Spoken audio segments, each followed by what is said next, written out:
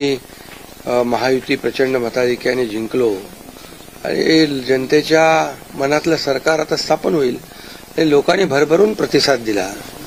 गेल्या 2.5 वर्षामध्ये जे आम्ही काम केलं त्या 2.5 वर्षाची खऱ्या अर्थाने मी नेहमी सांगायचो भाषणामध्ये पोचपावती जनता देईल आणि 2.5 वर्षाच्या कामाचे जे महाविकास आघाडीने कामं थांबवली होती, प्रकल्प थांबवले होते, ते आम्ही वेगाने गतिमानतेने पुढे नेले आणि त्याचबरोबर विकास आणि कल्याणकारी योजना यांची सांगड घातली। आज कल्याणकारी योजना जर आपण पाहिल्या, मुख्यमंत्री माझी लाडकी बहीण योजना आणि इतर ज्या काही योजना आहेत, म्हणजे मुलींचं शिक्षण असेल, वयोश्री योजना असेल, शेतकऱ्यांच्या योजना असतील, अशा योजना आतापर्यंतच्या इतिहासामध्ये किती वर्ष तुम्ही पत्रकारिता करताय, तुम्ही देखील एकदा त्याचा अभ्यास करा की आतापर्यंतच्या इतिहासात कधीही न झालेली कल्याणकारी योजनांचा निर्णय महायुतीच्या सरकारने अवघ्या 2.25 वर्षात घेतला।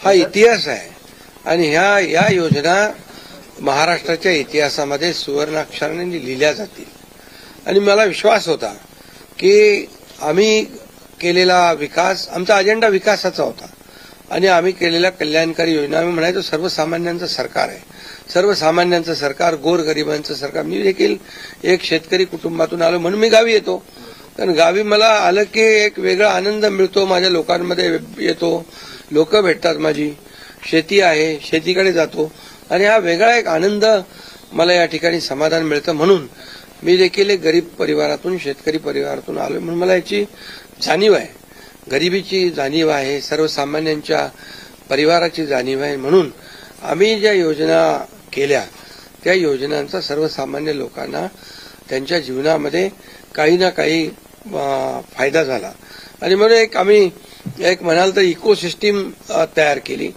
प्रत्येक परिवारातल्या माणसाला, मग त्याचा मुलीचा जन्म झाला, मुलगी असेल, लाडकी बहीण असेल, लाडका भाऊ असेल, युवा प्रशिक्षण स्टायपंड आणि शेतकऱ्यांच्या योजना, या सगळ्या म्हणजे लाडकी बहीण, लाडका भाऊ, लाडका शेतकरी, लाडका ज्येष्ठ, हे सगळे आमचे जे आहेत, ह्या सगळ्या साठी आम्ही केल्यानंतर लोकही म्हणायला लागले आपलं सरकार लाडकं सरकार आणि मला विश्वास होता की या निवडणुकीमध्ये प्रचंड यश मिळेल।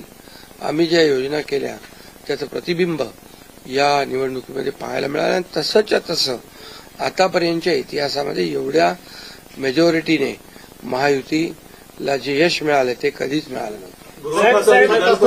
मोठ्या प्रमाणात अशी मागणी आहे की तुम्ही मुख्यमंत्री व्हावं, अशा प्रकारची खूप मागणी आहे, नेमकं काय ठरलंय याचीही उत्सुकता नाही। यामध्ये बघा, साहजिक आहे, जनतेच्या मनामध्ये मी जे काम केलं, मुख्यमंत्री, जनतेचा मुख्यमंत्री, मी कॉमन मॅन म्हणून जे काम केलं, मी म्हणायचो सीएम म्हणजे चीफ मिनिस्टर नुसतं नाही तर कॉमन मॅन, आणि कॉमन मॅन समजून मी काम केल्यामुळे कॉमन मॅनच्या ज्या अडचणी आहेत, दुःख आहेत, ते मी समजून घेऊन सोडवण्याचा प्रयत्न केला। त्यामुळे साहजिक आहे लोकांची भावना, पण आणि त्याबरोबर मुख्यमंत्री म्हणून माझ्या नेतृत्वाखाली निवडणुका झाल्या, माझे दोन्ही उपमुख्यमंत्री सोबत होते, सर्व सहकारी सोबत होते आणि मिळालेले यश हे अतिशय प्रचंड आहे आणि यामध्ये मी म्हणूनच याच्यामध्ये कोणाचाही संभ्रम नको म्हणून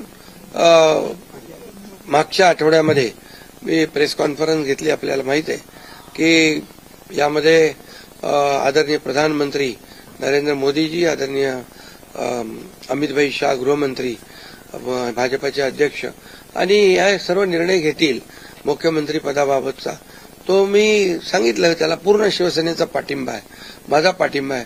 त्यामुळे आता कुठं काही असं किंतु परंतु कोणाच्याही मनामध्ये नसावा। शेवटी मी मनमोकळेपणाने काम करणारा कार्यकर्ता आहे आणि म्हणून माझा निर्णय मी घेतलाय। सभापती पद पाहिजे म्हणून एकनाथ शिंदेचे प्रेशर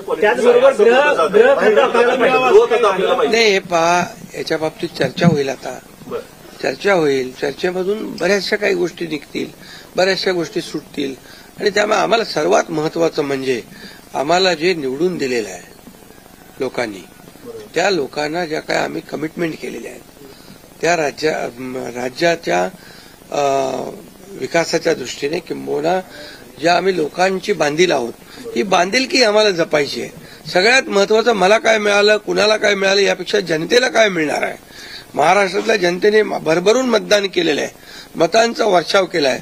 आता त्यांना आम्ही आमच्या पद्धतीने जे देण्याचा प्रयत्न होणार आहे. त्यामुळे यामध्ये लोकांच्यासाठी जे करायचं आहे ते आम्ही करणार आहोत. उपमुख्यमंत्री पदासाठी श्रीकांत शिंदेचं नाव समोर येते आपल्या गटाकडनं, ही गोष्ट खरी आहे का? नाही बघा, चर्चा अजून सुरू आहे. चर्चा खूप, आता तुम्हीच चर्चा करत असता पत्रकार, तुमच्या चर्चा खूप जास्ती असतात. त्यामुळे तुम्हाला एकच सांगतो मी, तुम्हाला एकच सांगतो, या सर्व चर्चा आहेत. आता एक बैठक आमची अमित भाईंच्या बरोबर झालेली आहे, दुसरी एक बैठक आमची होईल तिघांची, आणि त्या बैठकीमध्ये खूप साधक बाधक चर्चा होईल आणि त्यामधून योग्य तो निर्णय या महाराष्ट्राच्या हिताचा. बघा, आमच्यामध्ये तुम्हाला मी सांगतो, या जनतेने आम्हाला भरभरून दिलेलं आहे. जनतेला असं वाटता कामा नये की आम्ही सत्ता दिली, सरकार म्हणजे एवढी मेजॉरिटी दिली, आता चांगलं सरकार स्थापन व्हावं, जी अपेक्षा जनतेची आहे ती आम्ही पूर्ण करणार. आणि आम्हाला जनतेबरोबर आम्ही उत्तरदायित्व आहोत. त्यामुळे लोक काय बोलतात, विरोधक काय, आता विरोधकांना काय काम राहिलंय का? काय राहिलंय बाकी? आता जे काय आता ईव्हीएम म्हणजे आता याच्यामध्ये मी एकच तुम्हाला सांगतो की आमच्यामध्ये कुठलाही काही समन्वयाचा अभाव नाही. समन्वयाने काम सुरू. मी तर माझी जाहीर भूमिका परत मला मांडण्याची गरज नाही. मी तर बुधवारी जो प्रेस कॉन्फरन्स घेतली त्यात सगळी भूमिका स्पष्ट मांडलेली आहे. आणि लोकांना आता काय, विरोधकांना काम नाही, विरोधी पक्षनेताही होता येत नाही, एवढी देखील संख्याबळ नाही, एवढं भरभरून प्रेम लोकांनी दिलंय. त्यामुळे आता ईव्हीएम आणि या सगळ्या गोष्टींची चर्चा चालू आहे. बघा, झारखंडमध्ये ते जिंकले तेव्हा काही ईव्हीएम चांगलं होतं का? आणि त्याचबरोबर लोकसभेमध्ये ते जिंकले तेव्हा काही ईव्हीएम चांगलं होतं? आता पण लोकसभेचा एक त्यांचा माणूस जिंकलाय या सर्व निवडणुकीत, पोटनिवडणुकीमध्ये. त्यामुळे कर्नाटकमध्ये, तेलंगणामध्ये असेल, झारखंडमध्ये असेल, यामध्ये ते विरोधी पक्षाला देखील यश मिळाले. त्यामुळे ही लाडक्या बहिणींनी एक आणि सर्वांनीच लाडक्या बहिणींचा मोठा सहभाग याच्यामध्ये, या विजयामध्ये आहे. आणि लाडक्या भावांना त्यांनी भरभरून प्रेम दिले, लाडक्या भावांनी आम्हाला प्रेम दिले, लाडक्या शेतकऱ्यांनी दिले. सर्वांनी, या सर्वांच्या एकजुटीच्या प्रेमामुळे, आशीर्वादामुळे हे सरकार एवढ्या मोठ्या प्रमाणात मेजॉरिटी झाले.